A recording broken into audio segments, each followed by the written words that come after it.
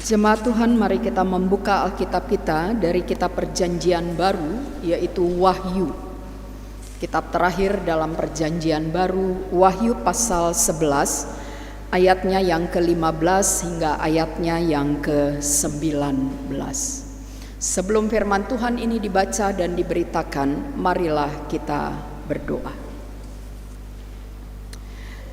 Bapa yang ada di dalam surga, terima kasih Tuhan untuk kebersamaan, perjumpaan, dan persekutuan di mana kami umat-Mu boleh mengalami perjumpaan dengan Tuhan lewat peribadahan yang berlangsung pada saat ini. Ya Kristus, dalam peribadahan ini juga kami akan membaca dan belajar dari firman-Mu. Kami memberi diri untuk diperlengkapi oleh firman-Mu, supaya dalam seluruh hidup yang Tuhan anugerahkan kepada kami dimampukan untuk dapat menjadi umat-Mu yang taat dan setia. Ya Roh Kudus, beri hikmat bagi kami, beri pertolongan dan kekuatan bagi kami, untuk kami dapat memahami dengan baik dan benar, dan dengan kuasa serta pertolongan Roh Kudus saja, kami dimampukan untuk dapat memberlakukan firman Tuhan ini, baik dalam kehidupan beriman kami, maupun dalam kehidupan kami sehari-hari. Karena itu ya Tuhan, berfirmanlah, kami hamba-hamba-Mu telah siap untuk mendengar. Amin. Jemaat Tuhan, mari berdiri. Dan kita akan mendengar firman Tuhan yang dibacakan dari Alkitab. Haleluya.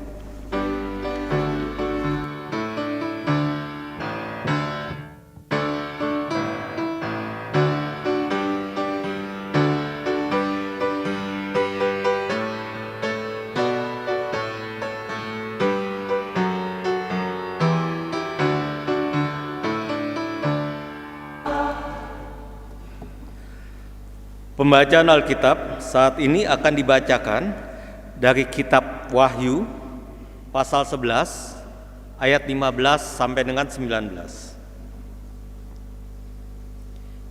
Kitab Wahyu pasal 11 ayat 15 sampai dengan 19 yang menyatakan, sangkakala yang ketujuh, nyanyian puji-pujian para tua-tua.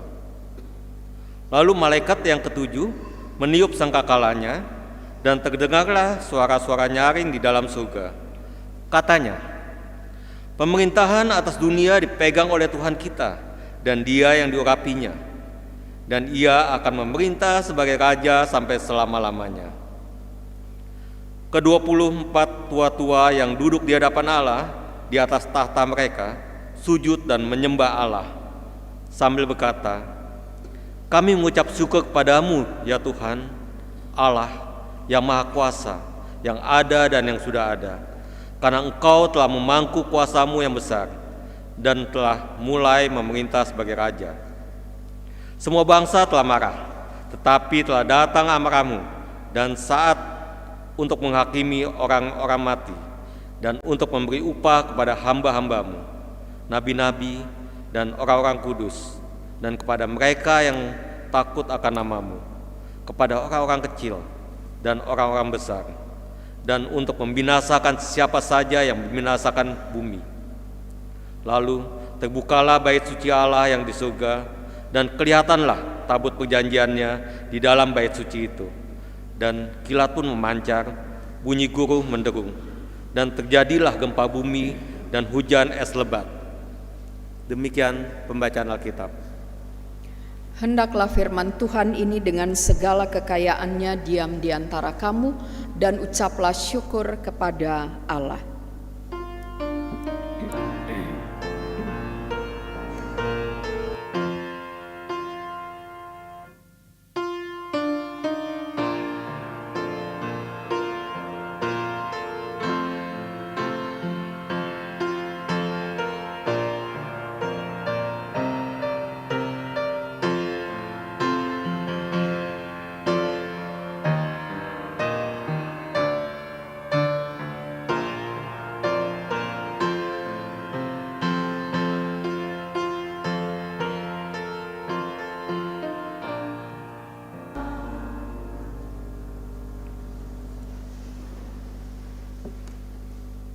Ya, multimedia boleh menampilkan slide-nya, minta tolong.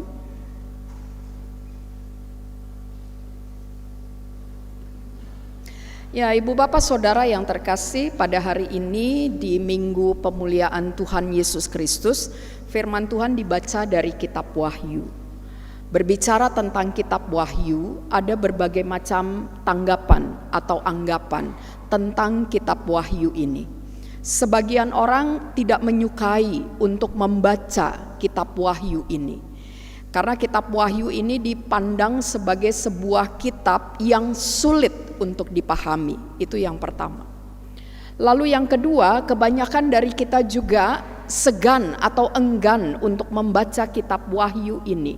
Disebabkan karena kalau kita membaca keseluruhan kitab Wahyu, kita mendapatkan kesan seolah-olah sesuatu yang mengerikan, sesuatu yang menyeramkan tengah diperlihatkan kepada kita. Orang segan atau menghindar untuk membaca kitab Wahyu ini karena membutuhkan pemikiran yang mendalam untuk bisa memahami, untuk bisa melakukan penafsiran terhadap kitab Wahyu ini. Mengapa? Karena dalam kitab Wahyu ini banyak simbol-simbol yang kalau kita nggak mengerti, maka kita tidak akan memahami keseluruhan dari kitab Wahyu ini. Misalnya dalam kitab Wahyu itu ada angka 144 orang gitu. Ada jumlah ya, 144 orang. Kalau kita membaca dalam kitab Wahyu itu ada angka 666 yang menurut tafsiran kita kebanyakan itu bermakna iblis atau setan, padahal sebenarnya bukan dalam konteks kitab Wahyu ini. Kalau kita membaca dalam kitab Wahyu ini juga misalnya ya ada simbol-simbol, misalnya berbicara tentang warna. Kalau yang ibadah pelkatnya hari Jumat itu tergambar dengan jelas. Ada warna putih, ada warna merah, ada warna hitam, ada warna paduan antara hijau dengan kuning. Dan ini bukan hanya sekedar warna, tetapi ini simbol segala sesuatu. Belum lagi kemudian kalau kita membaca ada binatang-binatang disebutkan di situ, naga berkepala 7. Ini maknanya apa ini? Ya, lalu kemudian ada anak domba. Pusing kita Bapak Ibu untuk bisa memahami dengan baik narasi atau isi dari kitab Wahyu ini. Ya. Berikutnya. Nah, apalagi dalam bacaan kita pada saat ini dari Wahyu pasal 11 ayat 15 sampai 19, ini juga tidak mudah untuk kita mau membaca dan memahaminya. Karena sekali lagi ada simbol-simbol yang nampak dalam bacaan kita. Di sini dikatakan ada ke-24 tua-tua. Nah, yang menjadi persoalan siapa yang dimaksud di sini. Lalu kemudian ada angka juga di situ, ada tabut perjanjian dan lain sebagainya. Ada ke-7 malaikat yang meniupkan sangkakala. Lalu kita diajak untuk berimajinasi bagaimana sesungguhnya kondisi atau keadaan gambaran dalam apa yang dinarasikan dalam Wahyu pasal 11 ayat 15 sampai 19 ini. Nah, Ibu Bapak Saudara, sebelum kita mendalami akan teks kita pada saat ini, saya ingin mengajak Ibu Bapak sekalian untuk mengenal terlebih dahulu tentang kitab Wahyu ini. Next. Ya, yang pertama, boleh? Yang pertama, kitab Wahyu ini ditulis oleh seseorang yang bernama Yohanes. Bahkan dalam Wahyu 1 dikatakan dia disebut sebagai Rasul Yohanes. Tapi timbul persoalan dalam tafsiran-tafsiran, ya, dikatakan ini bukan Yohanes yang adalah murid Yesus yang menulis kitab Wahyu ini. Karena dilihat, dipelajari dari sisi tata bahasanya, kitab Wahyu ini berbeda dengan Injil Yohanes. Kalau Injil Yohanes itu tulisan dalam bahasa Yunaninya, dia bahasanya bagus, bahasanya tertata. Tetapi berbeda dengan kalau orang membaca kitab Wahyu ini dari bahasa aslinya. Perbedaan itu nampak jelas. Nah, oleh karena itu ada penafsir yang mengatakan dia bukan Rasul Yohanes yang adalah pengikut atau Rasul Kristus itu. Tetapi dia adalah Yohanes, tapi kemudian dia disebut sebagai rasul. Dan Yohanes yang dimaksud yang menulis kitab Wahyu ini adalah seorang Turki keturunan Yahudi yang pada saat itu tengah dibuang atau diasingkan di sebuah pulau kecil yang namanya Patmos. Menjadi pertanyaan, kenapa Yohanes ini dibuang ke Patmos ya? Apakah dia melakukan tindakan kriminal? Apakah dia seorang penjahat besar? Bukan, Bapak Ibu. Yohanes atau Rasul Yohanes ini dibuang, diasingkan ke Patmos disebabkan karena identitasnya sebagai orang Kristen. Dia dibuang, diasingkan karena pekerjaannya adalah memberitakan Injil. Dan buat pemerintahan Romawi pada saat itu, Rasul Yohanes ini dianggap sebagai batu sandungan. Bahkan bukan hanya untuk kalangan pemerintahan Romawi saja, bagi orang-orang Yahudi sekalipun ya. Yohanes ini punya latar belakang Yahudi, tetapi kehadiran keberadaannya dibenci oleh orang-orang Yahudi juga karena dianggap dia melakukan penistaan agama terhadap ajaran atau agama Yahudi ketika itu. Ketika Yohanes memberitakan tentang bahwa Yesus itu adalah Mesias, ini membuat orang-orang Yahudi, pemuka-pemuka Yahudi meradang. Karena menurut mereka Mesias itu cuma satu, tidak ada yang lain. Dan kalau Yohanes mengajarkan Yesus itu adalah Mesias, maka dia dicap telah menistakan agama Yahudi.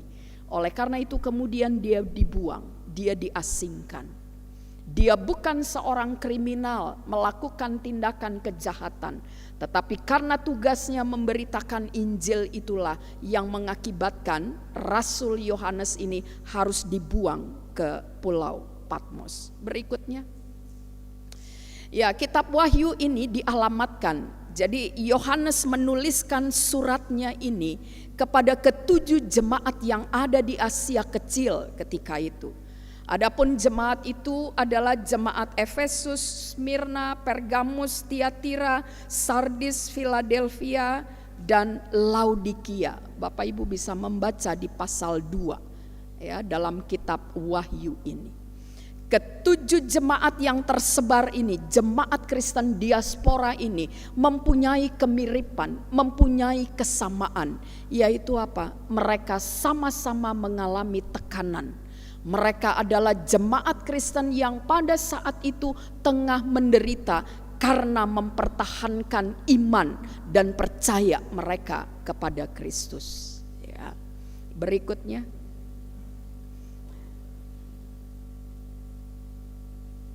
Next, ya. Mengapa Yohanes harus menuliskan suratnya ini kepada 7 jemaat ini? Tadi saya katakan di awal bahwa mereka punya kemiripan. Ya, kemiripannya adalah mereka tengah mengalami tekanan. Dan tekanan yang dialami oleh orang-orang Kristen itu dari berbagai macam sudut, Bapak Ibu. Dari berbagai macam aspek kehidupan mereka tidak mudah untuk menjalani kehidupan sebagai orang Kristen. Mereka ditekan secara politis oleh pemerintahan Romawi yang ada pada saat itu. Kebebasan kemerdekaan mereka untuk beribadah itu sangat dibatasi oleh pemerintahan Romawi. Mereka mengalami tekanan secara politis, yaitu orang-orang Kristen tidak diberikan kesempatan untuk mereka berkarya, untuk mereka bekerja di bidang pemerintahan. Melamar pekerjaan, begitu lihat CV-nya, agamanya Kristen, langsung ditolak. mereka tidak bisa mengembangkan dirinya. Orang Kristen yang ada di 7 jemaat ini bukanlah orang Kristen dalam jumlah yang besar dan banyak, sehingga mengakibatkan tidak ada pengaruh politis dalam pemerintahan Romawi ketika itu. Karena jumlah mereka sedikit, lalu kemudian peran mereka juga dibatasi, mengakibatkan mereka tidak bisa menyuarakan apa yang menjadi harapan mereka, pergumulan, persoalan mereka kepada pemerintah yang berkuasa pada saat itu, yaitu pemerintah Romawi. Mereka dalam pemerintahan, dalam kehidupan sebagai masyarakat yang tinggal bersama dengan pemerintah Romawi, mereka hanya dipandang sebelah mata. Mereka adalah kaum marginal yang patut dipinggirkan, yang tidak perlu diperhitungkan, yang tidak perlu didengar suaranya. Tidak cukup hanya dalam pemerintahan, tetapi dalam kehidupan beragama. Orang-orang Kristen di 7 jemaat tersebar ini pun tidak kalah hebatnya mengalami pergumulan dan penderitaan yang sangat berat. Sudah dari pemerintahan secara politik mereka tidak boleh beribadah, bukan cuma dibatasi, larangan untuk beribadah itu dilakukan oleh pemerintah Romawi, tetapi juga dengan sahabat mereka yaitu orang-orang Yahudi. Mereka juga tidak diberikan tempat, ruang untuk mereka bisa beribadah. Jadi kalau ini ruang ibadahnya orang Yahudi, ada orang Kristen yang mau ikut bergabung beribadah di rumahnya orang Yahudi, kalau mereka tahu itu orang Kristen, pintu tidak akan terbuka. Mereka dilarang untuk duduk bersama dengan orang Yahudi dalam peribadahan. Mereka dianggap golongan terpisah. Mereka dianggap telah menistakan agama Yahudi, sehingga tidak patut, tidak layak diberikan ruang untuk duduk bersama beribadah.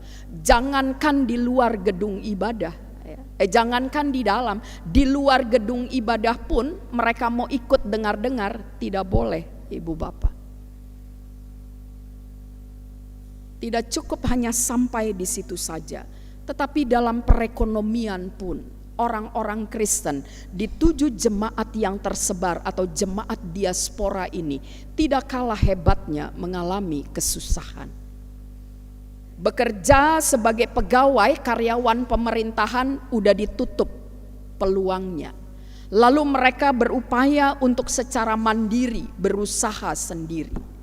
Tetapi ternyata tidak mudah juga untuk membangun perekonomian untuk diri mereka sendiri.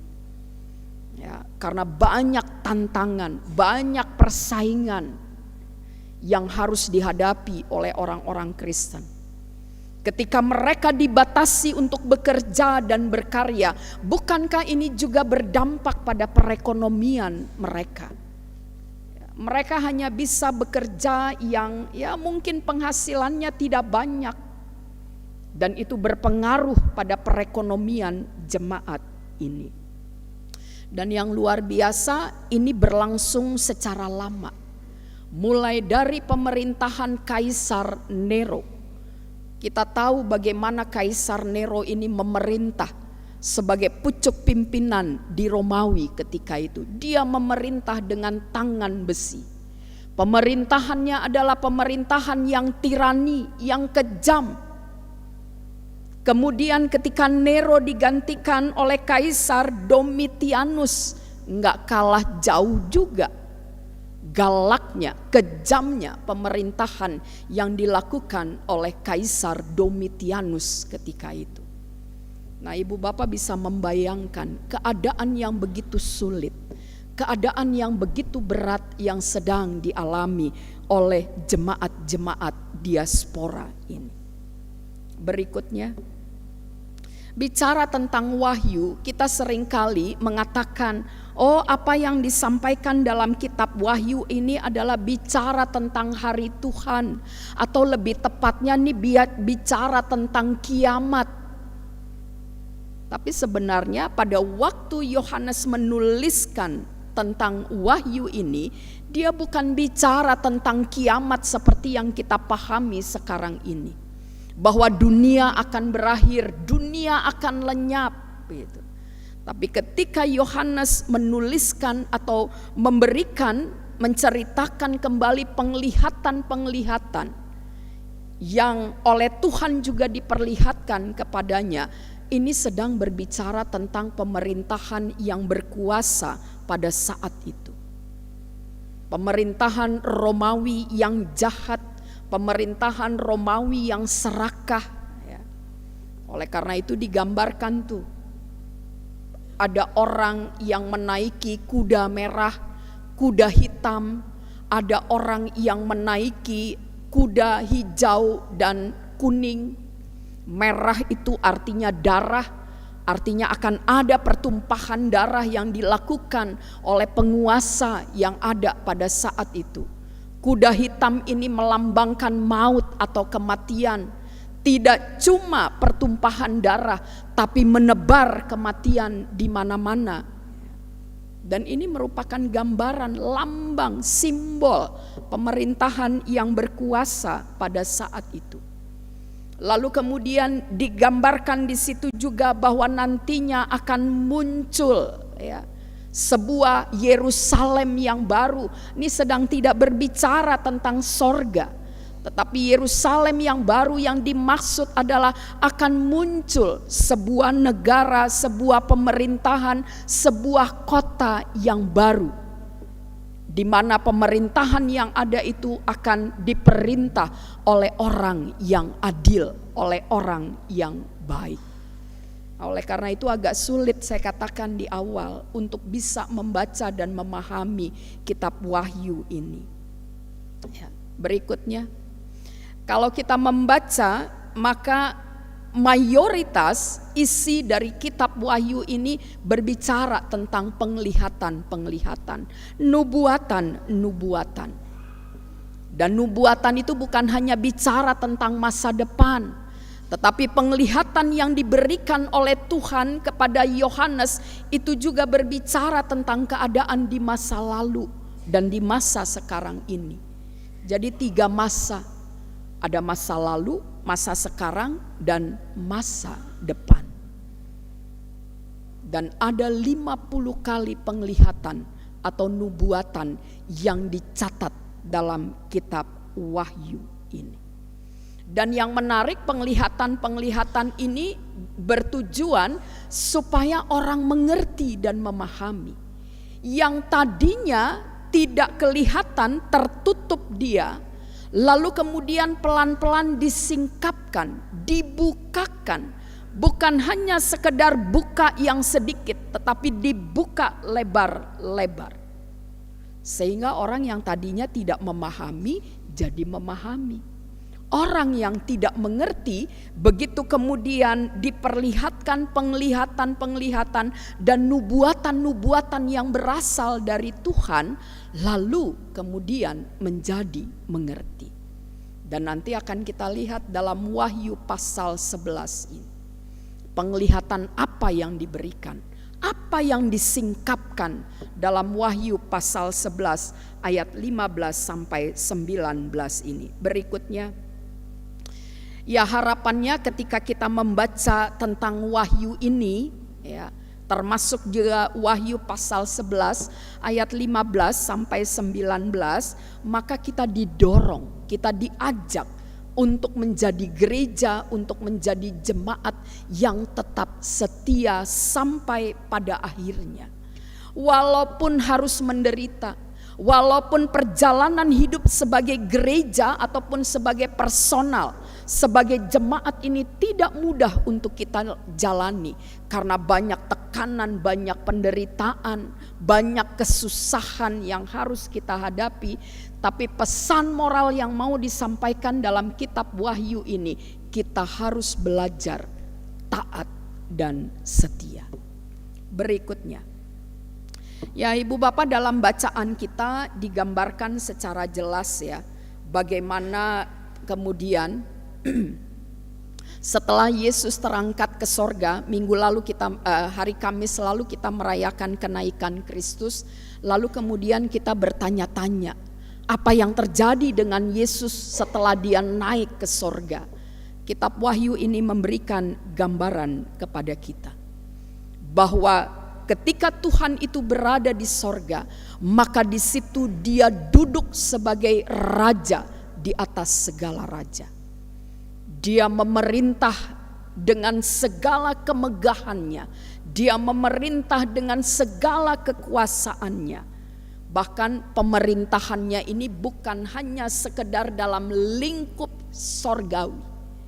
Tetapi dalam gambaran ini dikatakan bahwa kerajaan-kerajaan di bumi atau kerajaan-kerajaan dimanapun itu akan menjadi kerajaan Tuhan kita ini.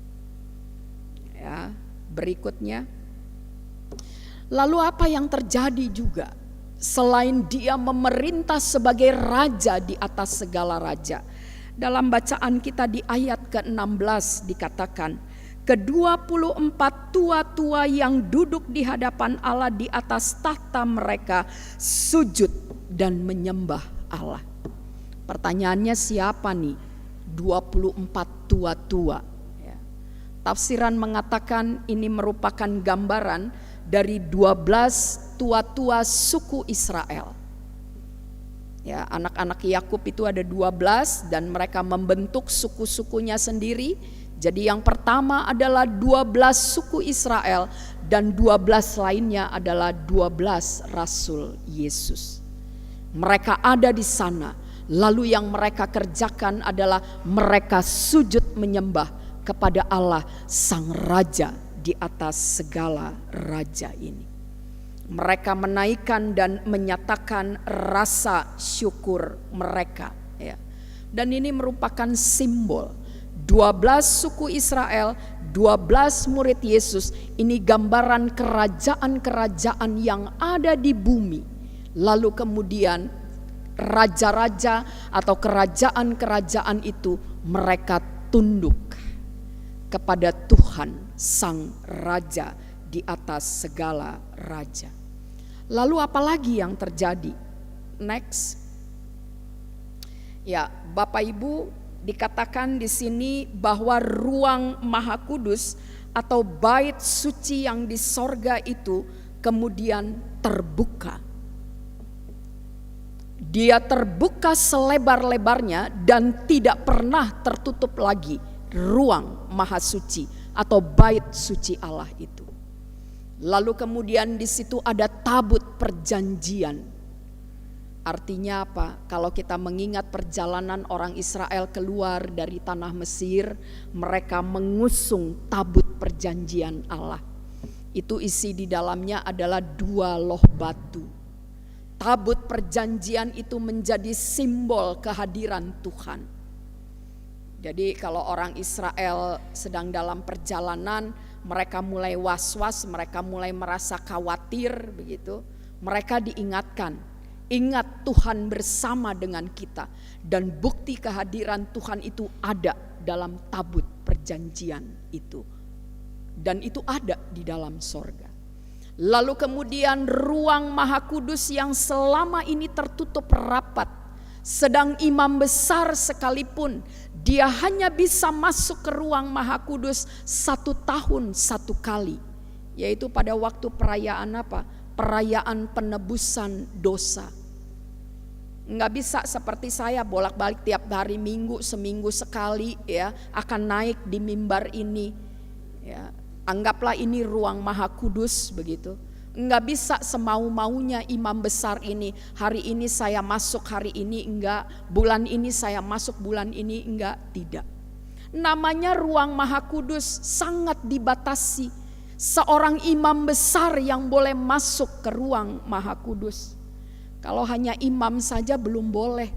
Hanya imam besar yang boleh masuk ke ruang Maha Kudus. Itu pun hanya 1 tahun sekali. Imam besar nggak boleh nawar 2 kali setahun lah gitu, nggak bisa. Dan sudah ditentukan boleh masuk ke ruang maha kudus atau bait suci yang kudus itu hanya pada waktu perayaan penebusan dosa. Di situ imam besar memercikkan darah atau hewan yang sudah dikorbankan, darahnya diambil lalu dipercikkan di tabut perjanjian. Selesai itu dia harus keluar lagi dan pintu ruang maha kudus itu tertutup untuk dibuka lagi 1 tahun ke depan. Tapi lihat ketika Yesus dimuliakan dalam kerajaan sorga, pintu itu terbuka lebar, bahkan tidak pernah tertutup lagi. Ini juga menjadi simbol Ibu Bapak, bahwa Yesus hadir di situ, lalu kemudian tidak ada lagi batasan antara Yesus dengan kerajaan-kerajaan, dengan manusia, semuanya tersingkap, semuanya bisa terlihat. Dan tidak ada jarak lagi antara Yesus dengan manusia. Berikutnya, ini yang saya katakan, dulunya nih pintu ini itu hanya bisa dibuka oleh imam besar, nggak sembarangan orang. Koster nggak boleh buka nih pintu ruang maha kudus, hanya imam besar yang boleh buka itu, dan hanya setahun sekali. Dan ketika Yesus dimuliakan naik ke sorga, maka terjadi hal yang luar biasa. Pintu ruang maha kudus itu terbuka. Bukan cuma terbuka sedikit ya, tetapi dibuka lebar-lebar dan tidak pernah tertutup kembali. Nah, Ibu Bapak Saudara yang terkasih, apa makna dari Wahyu pasal 11 ayat 15 sampai 19 ini? Berikutnya, ya, yang pertama mau menegaskan kepada kita tentang kedaulatan Kristus. Ya. Lewat firman Tuhan pada saat ini kita diingatkan kembali bahwa bicara tentang kedaulatan Kristus itu harga mati. Bukan cuma NKRI yang harga mati. Ya. Tapi kedaulatan Kristus itu harga mati. Tidak ada yang bisa menyingkirkan. Tidak ada yang bisa menghambat kedaulatan Kristus itu dinyatakan. Bahkan iblis sekalipun. Ya. Yohanes juga menyebut ada yang namanya jemaah iblis. Ya. Pekerjaannya itu menghambat kekristenan. Pekerjaan jemaah iblis yaitu orang-orang Yahudi yang membenci orang-orang Kristen ini. Pekerjaannya adalah bagaimana caranya mereka menjatuhkan nama Tuhan Yesus dengan berbagai macam dalih yang dilakukan. Tapi toh pada akhirnya ya, Yesus tetap menunjukkan kemuliaannya. Nah, kita diingatkan ya bahwa akhir dari sejarah kehidupan kita, akhir dari sejarah dunia ini bukan didominasi, bukan dikuasai oleh iblis. Tetapi awal sampai akhir, mau dunia ini mau runtuhkah, sejarah ini mau berhasil atau sejarah ini masih tetap ada atau berhenti, maka tahta Tuhanlah yang berdaulat. Nah, oleh karena itu kita diingatkan ya. Sangat disayangkan kalau misalnya kita menjual keyakinan kita. Sangat disayangkan kalau kita meninggalkan keyakinan kita hanya karena keinginan-keinginan duniawi. Karena kenapa? Mau sejarah ini berjalan atau berakhir, itu kedaulatan Tuhan kitalah yang akan berkuasa. Lalu yang kedua, peristiwa bait suci terbuka dan ada tabut perjanjian di dalamnya, itu sekali lagi ingin menyatakan kehadiran Allah. Allah saja yang raja di atas segala raja, dia penguasa alam semesta ini, tidak bersifat eksklusif. Dia tidak membatasi dirinya untuk bisa dilihat, untuk bisa didekati oleh siapapun. Mau penguasa dunia ini, mau orang abangan biasa, orang awam sekalipun, tetapi dia sudah membuka pintu ruang maha kudus itu selebar-lebarnya dan tidak akan pernah tertutup lagi. Allah tidak menjaga jarak dengan manusia siapapun. Maka kita juga diingatkan sebagai gereja, sebagai persekutuan orang percaya, jangan bersifat eksklusif. Jangan, tetapi kita harus inklusif, terbuka. Apalagi Bahtera Iman ini hadir di tengah-tengah lingkungan perumahan. Ya. Jangan membatasi diri, jangan pasang tembok pagar yang tinggi dan tebal dengan masyarakat sekitar. Tetapi bagaimana lewat pelaksanaan program kerjanya itu bisa menyentuh kehidupan masyarakat di sekitar ini. Mereka tidak alergi untuk datang mendekat ke gereja karena orang Kristennya bersifat eksklusif. Begitu. Tetapi mereka mau datang karena kenapa? Dilihat, oh warga jemaat di sini bukan saja ramah, tetapi kehadiran gereja itu dirasakan oleh segenap masyarakat di tempat ini. Dan ini menjadi peringatan.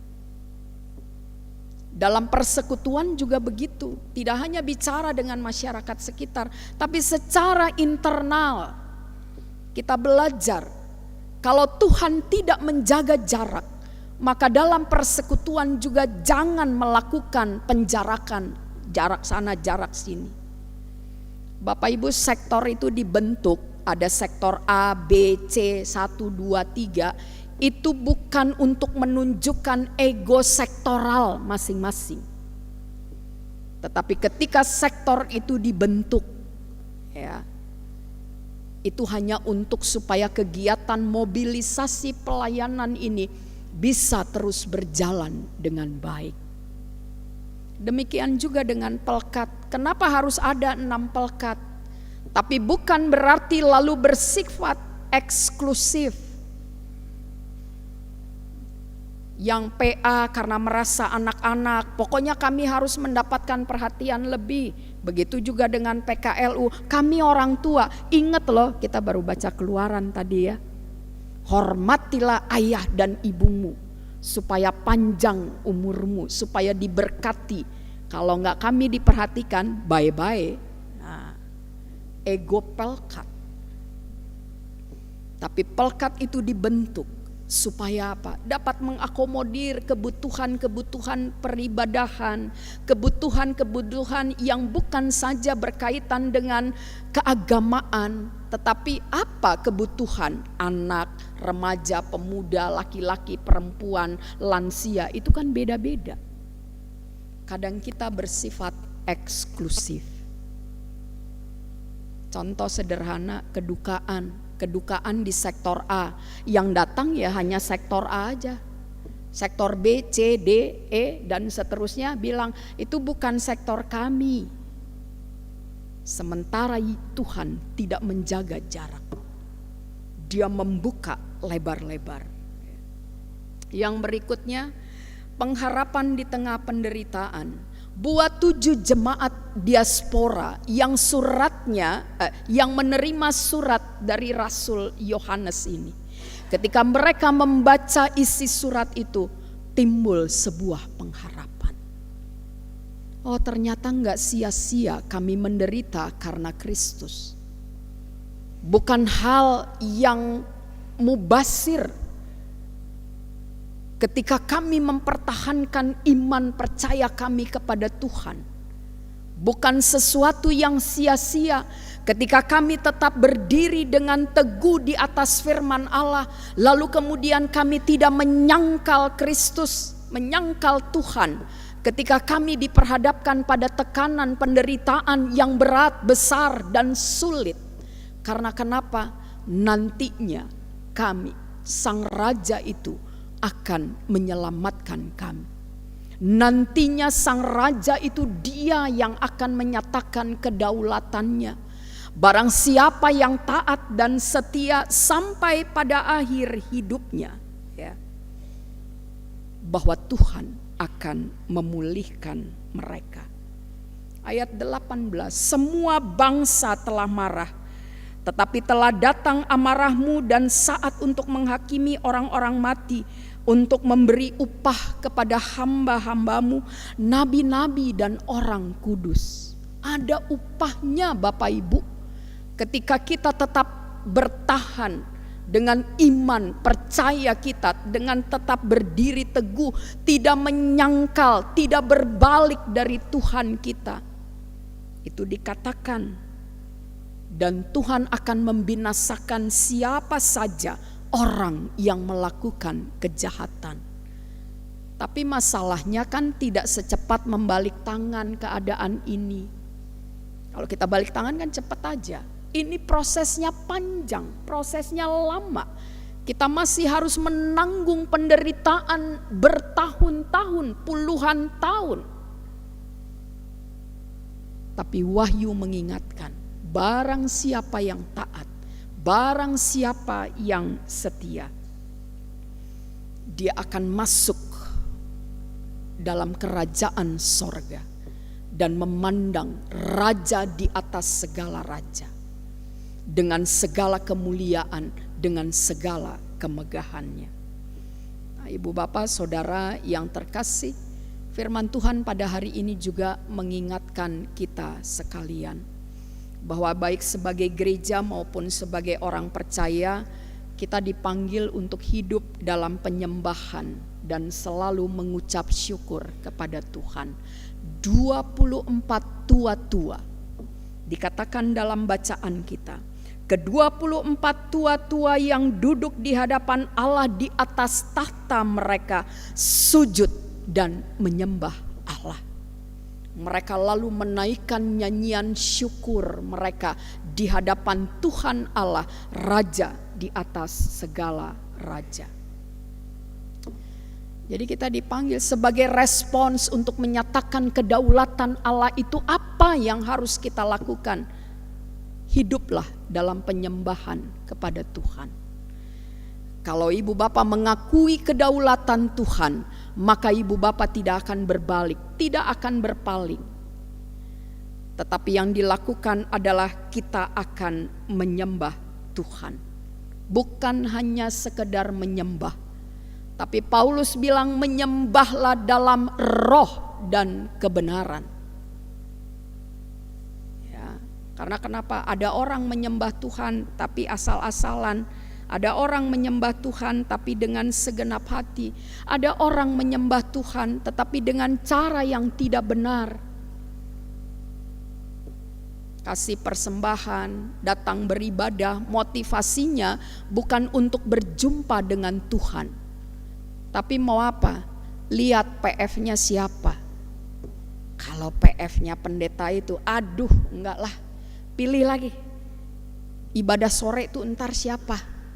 Kalau dia kan penatuannya yang berkhotbah, mendingan gak usah gereja. Lihat pendetanya populer atau enggak. Kalau pendetanya enggak populer, ya lihat juga pendetanya udah emeritus atau belum. Menyembah tapi tidak menyembah dalam roh dan kebenaran. Memberikan persembahan tapi dengan motivasi, kalau saya kasih banyak, ini saya lagi mau ada bisnis nih Tuhan. Hari ini saya kasih persembahan yang banyak ya Tuhan ya, lebih dari biasanya, dengan harapan bisnis ini bisa goal Tuhan. Saya mau ujian supaya lulus Tuhan. Kemarin-kemarin ibadahnya bolong-bolong, tapi begitu mau ujian rajin beribadah. Di sini berapa kali ibadah? 2 kali. Kalau perlu pagi masuk, sore lagi masuk karena besok mau ujian. Ya. Tapi menyembahlah dalam roh dan kebenaran. Mengutamakan Tuhan dalam seluruh kehidupan kita. Ya. Hidup tunduk di bawah pemerintahan Tuhan, jangan maunya sendiri. Tuhan bilang begini, kita ngatur sendiri, maunya begitu, ya. Gereja sebagai persekutuan kita dipanggil juga untuk mengucap syukur. Mengucap syukur bukan saja pada kita sedang dalam keadaan berhasil, baik kehidupan kita mengucap syukur, tidak. Tapi Paulus bilang bahwa mengucap syukurlah dalam segala hal dan di setiap waktu. Tengah menjalani penderitaan sekalipun, hidup susah sekalipun, berada dalam tekanan sekalipun, tetap harus melihat situasi ini dalam sudut pandang yang positif. Sehingga kemudian saya bersyukur Tuhan, Engkau tetap izinkan saya untuk menjalani hidup ini. Walaupun saya sedang susah, walaupun saya sedang menderita, tapi terima kasih Tuhan. Karena ketika saya menderita, Tuhan tengah menguji ketekunan saya, ketaatan saya, kesetiaan saya terhadap Engkau. Nah, oleh karena itu mari jadilah gereja dan pribadi ya yang senantiasa menyembah hanya kepada Tuhan. Jangan punya opo-opo, jangan punya magic-magic, jangan simpan-simpan keris-keris yang tiap Jumat Kliwon harus dimandi-mandiin gitu. Jangan pelihara ini dan itu, jangan, tapi menyembahlah hanya kepada Tuhan. Karena kenapa? Dia sudah menyatakan kedaulatannya dan dia berjanji ya, bahwa kedaulatannya itu juga akan terus berlangsung. Tidak ada yang bisa mendominasi kedaulatannya, iblis sekalipun. Oleh karena itu mari kita belajar taat dan setia, kiranya momentum pemuliaan Tuhan di sorga ini mengingatkan kita sekalian bahwa di tengah goncangan hidup, di tengah ketidakpastian, di tengah pergumulan zaman ini, gereja dan kita sebagai pribadi dipanggil untuk tetap menyembah, untuk tetap mengucap syukur dan hidup di bawah pemerintahan Kristus. Karena itu jangan biarkan ketakutan ya kemudian melemahkan iman kita. Jangan biarkan iman kita menjadi dingin atau suam-suam kuku hanya karena situasi tidak terjadi sesuai dengan apa yang kita harapkan. Dan Ibu Bapak, jangan biarkan kita dibawa oleh dunia ini untuk menjauh dari Tuhan. Tetapi sebaliknya Wahyu 11 ayat 15 sampai 19 mengingatkan, marilah kita hidup sebagai umat dan gereja yang percaya kepada Tuhan. Mengapa? Karena Tuhan kita inilah yang memegang kendali sejarah.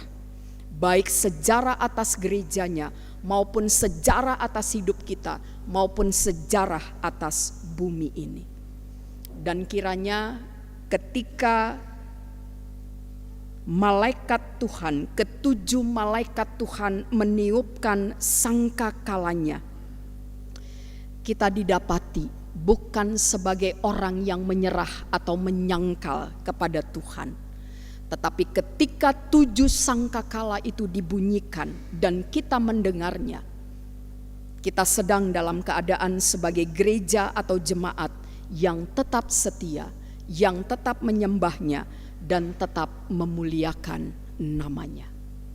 Roh Kudus akan menolong dan memampukan. Amin.